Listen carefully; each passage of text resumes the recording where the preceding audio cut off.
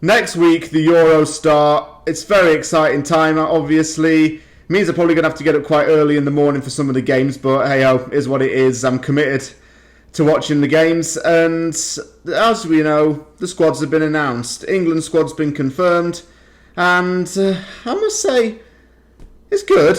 It's a good squad. It's a young squad, but there are some bones to pick, and it's particularly with the manager. So if you're watching Southgate, please take some notes on what not to do in the Euros if England want to succeed.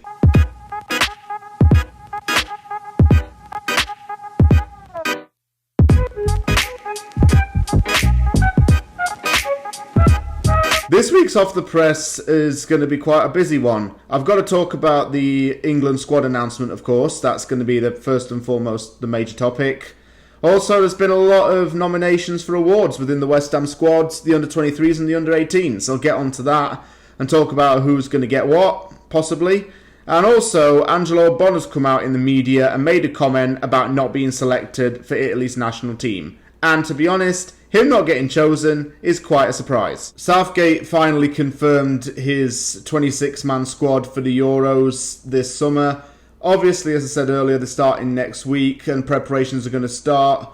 One of those being a friendly game against Austria. It's a young team, as Southgate likes to go with. Players who are aged between 17 to about 28, 29. Few players over 30.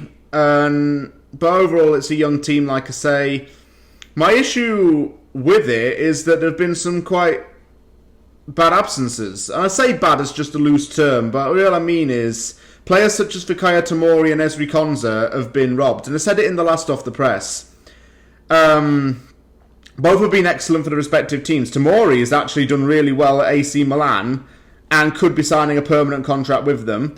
Konsa, I think, was better than Ben Godfrey because Konsa's a more attacking centre-back and is good from the set pieces. But while I'm talking about defence, I need to mention the fact there's going to be 4 right-backs. 4 right-backs in this team. So, I don't know what that means. Does that mean we're going to play 5 at the back? And if that is the case, then Southgate's really lost his damn mind. Because we've got a good attacking unit, a lot of good young attackers. And going 5 at the back makes no sense. Why are we going all out defensive when we've got so much to offer up front and even in the midfield? That doesn't make a lot of sense to me. There are even possibility Trent Alexander-Arnold could have been snubbed.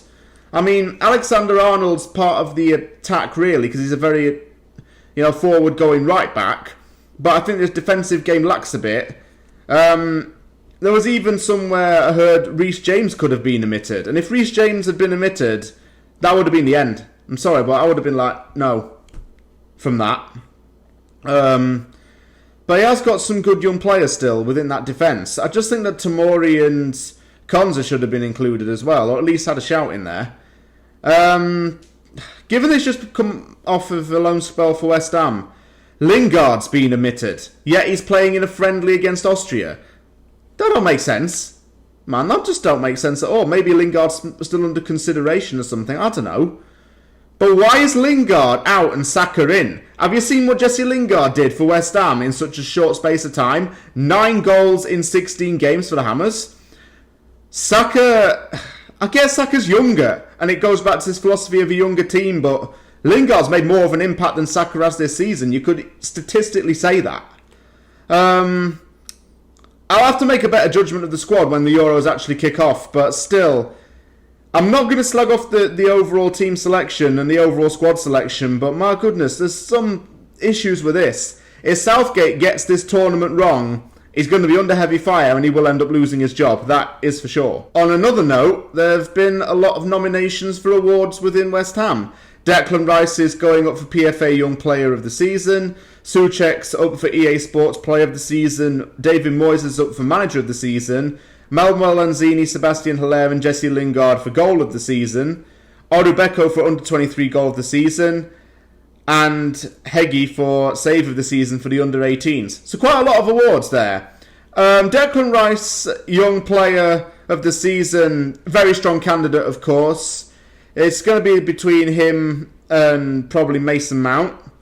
Tomàš Souček, EA Sports Player of the Season. I can see him possibly getting that because EA Sports has had a really big connection with Souček over the season. David Moyes for Manager of the Season.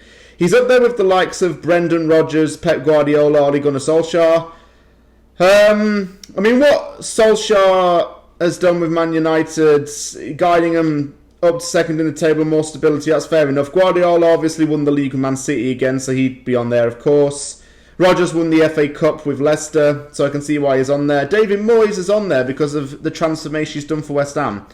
And we do talk about it a lot on YouTube. West Ham fans talk about this a lot, and it is paraphrasing, but Moyes has done an excellent job as West Ham manager, and I don't really need to keep saying that. But him being Manager of the Season would be a definite deserved award if he were to get it.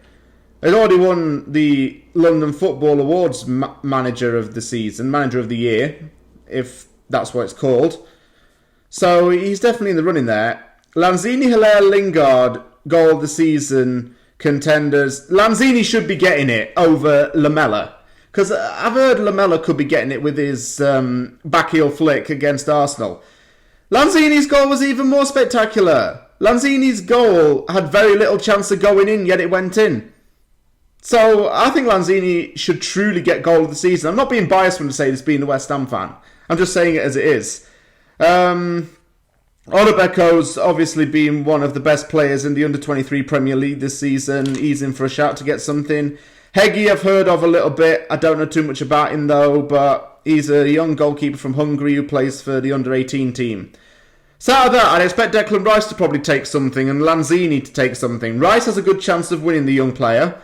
It's already been called up to the England team, and rightly so, he's deserved it for his performances all season. And Lanzini, Goal of the Season, yeah, I think he should be getting that because the chances of that going in were very slim and he still did it. Angelo Ogbonna has been mentioned in the press this week because he spoke to an Italian news outlet about not being included in Italy's Euro squad. Roberto Mancini has chosen to omit Ogbonna and it's left Ogbonna feeling bitter, to quote the article. I'm going to read what Ogbonna said in full and then give my thoughts on it. I am very amazed and also bitter. Perhaps he did not take into consideration the West Ham Championship. We fought until the end for the Champions League qualification with Jorginho and Palmieri's Chelsea, who finished higher, but we showed that we can beat any team. In sport, meritocracy must prevail, based on the championship in which one plays, on the statistics, on the value of the player. Some fair points from Ogbonna there, really. I mean, West Ham did fight until the end for Champions League qualification, and Ogbonna was arguably West Ham's best centre-back last season. He's getting better with age. He's 33 years old now, but he's got no signs of slowing down. We did show that we can beat any team. Yeah, he's right there. And I thought that Mancini might have taken Ogbonna into consideration there. Especially because this is a good Italy team. This is one of the best Italy teams I've seen in the last 10, 12 years, if I'm honest. It's a team that's had to rebuild a hell of a lot since winning the 2006 World Cup. Mancini's now in charge. He's looking for a younger squad. And I reckon it could be an age thing as well. He might not have chosen Ogbonna because he might think he's getting a bit older and not looking at the talent there. Not looking at the statistics. Ogbonna was one of our most consistent players last season, so why is he not in the Italy team? He was called up even during the season to play in the Euro qualifiers and the friendly, I believe. So why is he not involved? I don't get it. I can see why Ogbonna's bitter about it and shocked, and yeah, I have to agree with that. It's a bit of a, not a bad decision, but maybe a strange decision. Thank you very much for tuning into Off the Press. I want to hear your thoughts on the topics. How do you feel about the England squad announcement?